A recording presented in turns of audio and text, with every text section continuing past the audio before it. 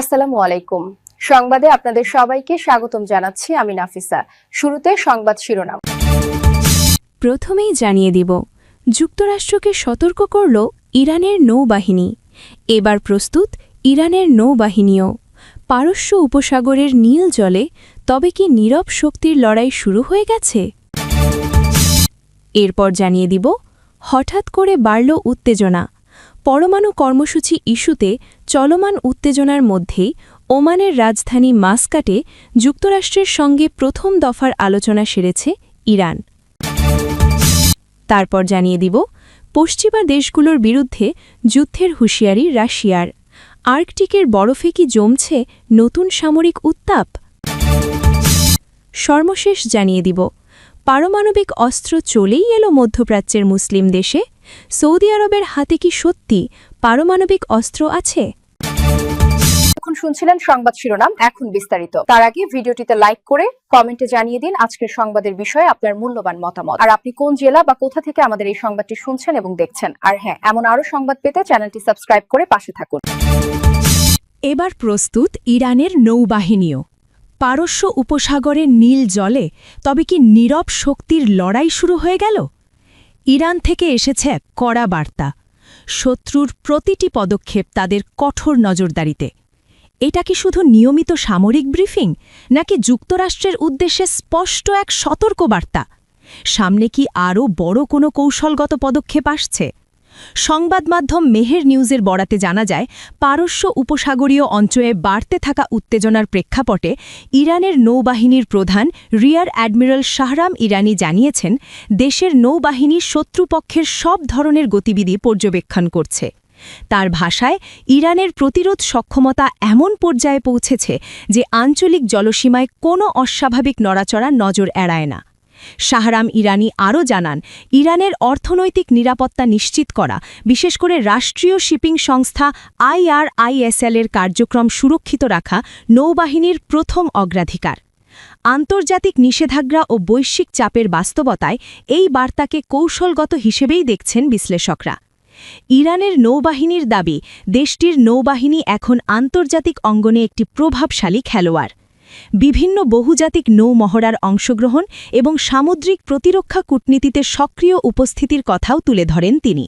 অর্থাৎ তেহরান শুধু সামরিক প্রস্তুতি নয়, কূটনৈতিক ক্ষেত্রেও নিজেদের দৃশ্যমান রাখতে চাইছে।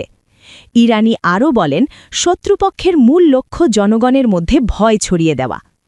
জেবিএস হোল্ডিংস লিমিটেড প্রতিরক্ষার সক্ষমতার প্রসঙ্গে ইরানি জানান, ডেস্ট্রয়ার, সাবমেরিন এবং অত্যাধুনিক নৌ সরঞ্জাম দেশীয় প্রকৌশলীদের হাতেই তৈরি হচ্ছে। এর মাধ্যমে ইরান স্বনির্ভর সামরিক শিল্প গড়ে তোলার বার্তা দিচ্ছে, যা দীর্ঘমেয়াদে কৌশলগত স্বাধীনতা নিশ্চিত করার প্রচেষ্টা হিসেবেও দেখা হচ্ছে।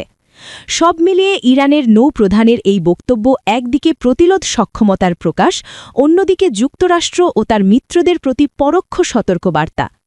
এখন প্রশ্ন, এটি কি কেবল প্রতিরক্ষা অবস্থান শক্ত করার ভাষা, নাকি উপসাগরের জলরাশিতে আরও বড় কোনো সংঘাতের ইঙ্গিত? পরমাণু কর্মসূচি ইস্যুতে চলমান উত্তেজনার মধ্যেই ওমানের রাজধানী মাস্কাটে যুক্তরাষ্ট্রের সঙ্গে প্রথম দফার আলোচনা সেরেছে ইরান। এই আলোচনাকে বেশ ইতিবাচক হিসেবে উল্লেখ করেছেন মার্কিন প্রেসিডেন্ট ডোনাল্ড ট্রাম্প। তবে এর পরেও যুক্তরাষ্ট্র ও ইরানের মধ্যকার উত্তেজনা একটুও কমেনি। ইরানকে ঘিরে ভারত মহাসাগর ও পারস্য উপসাগরে বিশাল নৌবহর মোতায়েন করেছে যুক্তরাষ্ট্র। যুদ্ধজাহাজ, সাবমেরিন ও বিমানবাহী রণতরীর উপস্থিতি পুরো অঞ্চলে যুদ্ধের আশঙ্কা বাড়িয়ে তুলেছে। ওয়াশিংটনের দাবি, ইরানের পরমাণু কর্মসূচি ও আঞ্চলিক সামরিক তৎপরতা নিয়ন্ত্রণ করতে এই সামরিক প্রস্তুতি। এই উত্তেজনাকর পরিস্থিতির মধ্যেই চলমান আলোচনার মধ্যে ইরানের সীমান্তের কাছাকাছি উস্কানিমূলকভাবে নজরদারি বিমান উড়িয়ে পরিস্থিতি আরও ঘোলাটে করে ফেলেছে যুক্তরাষ্ট্র।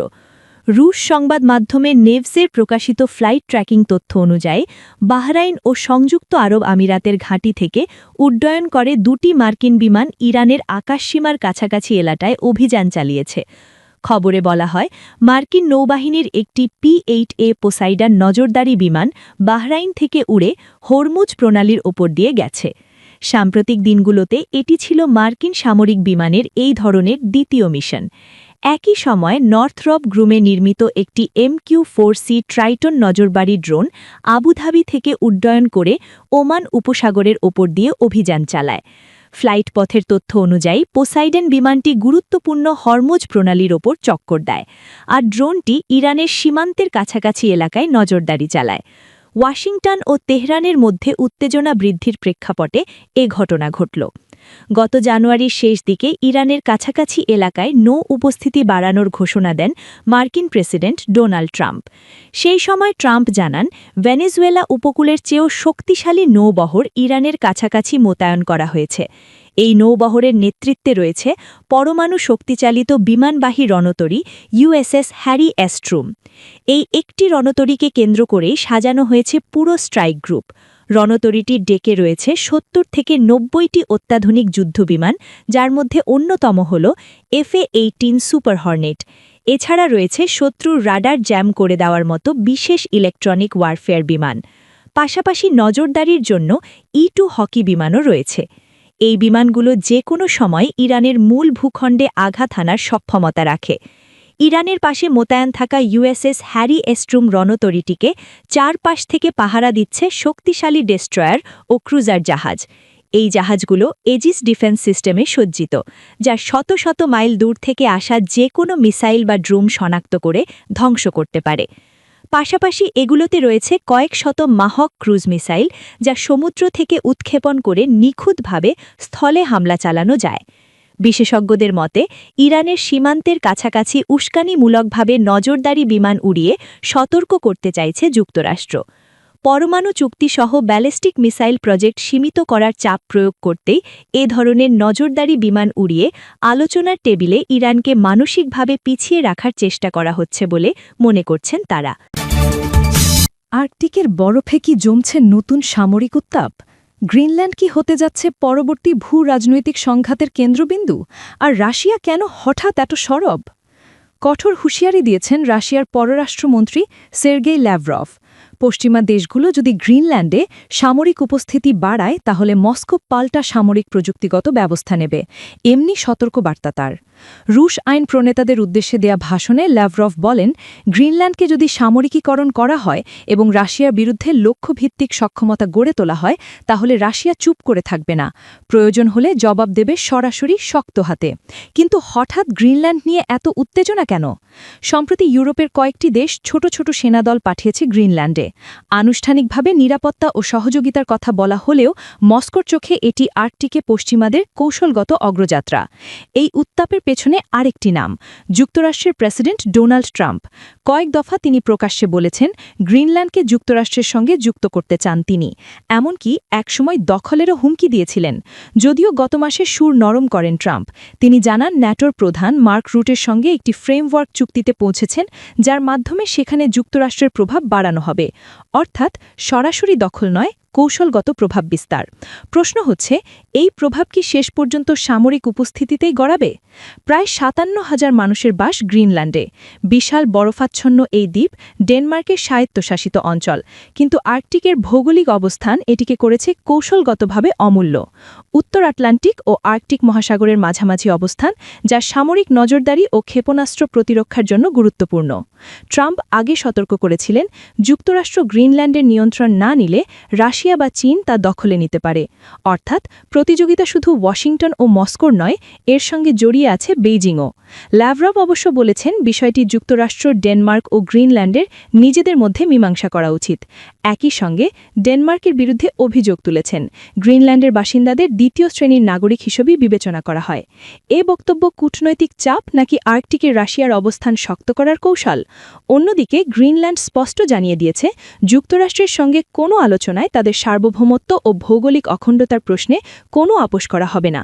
অর্থাৎ দ্বীপটির নিজস্ব রাজনৈতিক অবস্থানও এখন গুরুত্বপূর্ণ ফ্যাক্টর। সব মিলিয়ে আর্কটিক এখন আর শুধু বরফ আর হিমবাহের অঞ্চল নয়, এটি জ্বালানি সম্পদ, সামগ্রিক পথ, সামরিক নজরদারি, সবকিছুর মিলিত কৌশলগত কেন্দ্র। সৌদি আরবের হাতে কি সত্যিই পারমাণবিক অস্ত্র আছে? যুক্তরাষ্ট্র কি সেটা জানে? তবুও নীরব।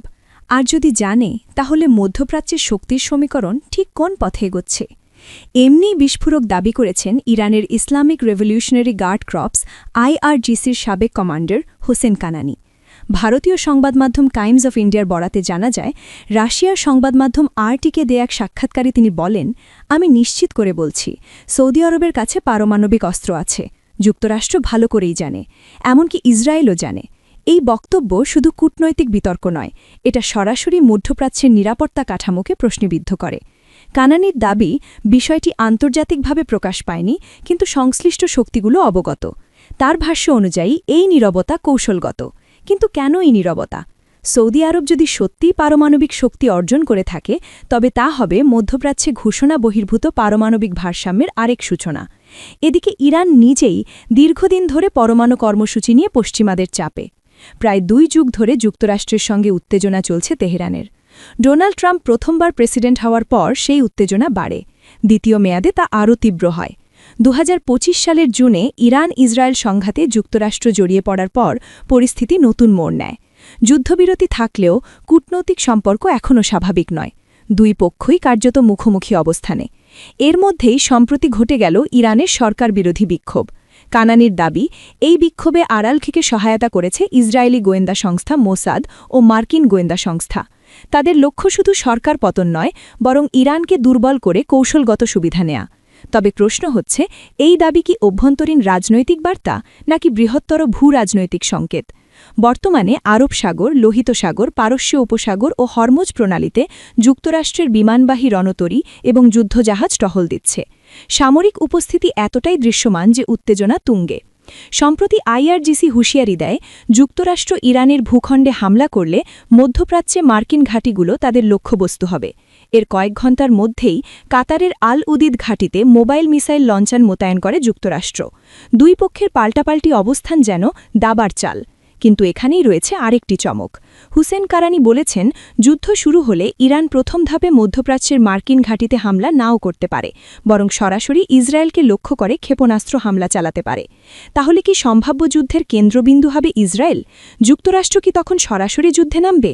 আর সৌদি আরব যদি সত্যিই পারমাণবিক শক্তিধর হয়ে থাকে, তারা কোন পাশে দাঁড়াবে? মধ্যপ্রাচ্য এখন রয়েছে এক জটিল সমীকরণের মধ্যে। পারমাণবিক কার্যক্রম গোপন সমর্থনের দাবি, যুদ্ধজাহাজের টহল, মিসাইল মোতায়েন, সব মিলিয়ে পরিস্থিতি অত্যন্ত সংবেদনশীল। একটি ভুল সিদ্ধান্তে পুরো অঞ্চল জড়িয়ে যেতে পারে বড় সংঘাতে।